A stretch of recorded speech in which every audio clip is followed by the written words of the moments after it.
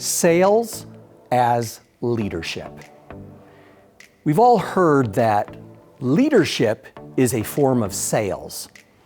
In fact, we've actually also heard that life is sales. You've all heard that. And both of those are true to an extent because leadership requires persuasion. And in fact, life requires persuasion.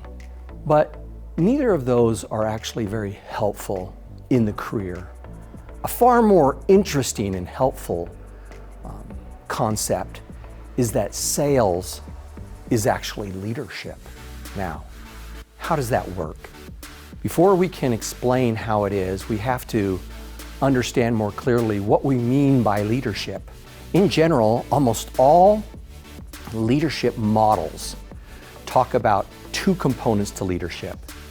Your constituents, that is, those who are reporting to you, those to whom you are responsible for, as well as then some mission, some goal that you are trying to accomplish, where you're trying to take them, something that you're trying to achieve. In the military, this is referred to the men and the mission. So, how is sales leadership?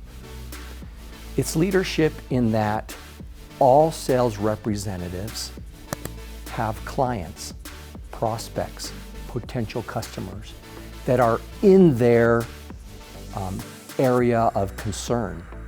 They are responsible for them. So it's important that they, as sales representatives, truly care about their buyers, their prospects, okay? Not artificially, but sincerely care about them, realizing that they are ends in and of themselves, not just means to a paycheck. They understand that they are facing serious problems that could actually cost them their jobs. But it's not enough to just care about your client. That's called relationship selling. It's good, it's not enough. Because you care and because of your expertise, you need to take them to a better place. That is, you understand that without perhaps your solution, your software, whatever it is that you have, they may become uncompetitive in the industry. They actually could fall upon hard times simply because all you were doing was loving them when you should have been taking them and pushing them to a better place. This relationship side was best summed up in books like How to Win Friends and Influence People. The mission side, the solution side, is summed up in a book called The Challenger Sale. Both are superb, but to be very clear on this point, you can't have one without the other. Real leadership requires both.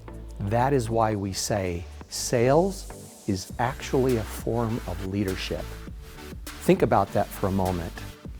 Sales is actually also a form of teaching, right? As a teacher, as a professor, I have my students. I care about them. I care about where they're at.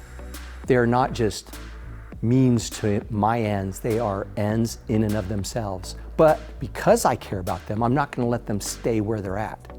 I have to take them to a better place, if you will. I have to give them the skills, the knowledge, the understanding that they need to fulfill their purpose here on in life.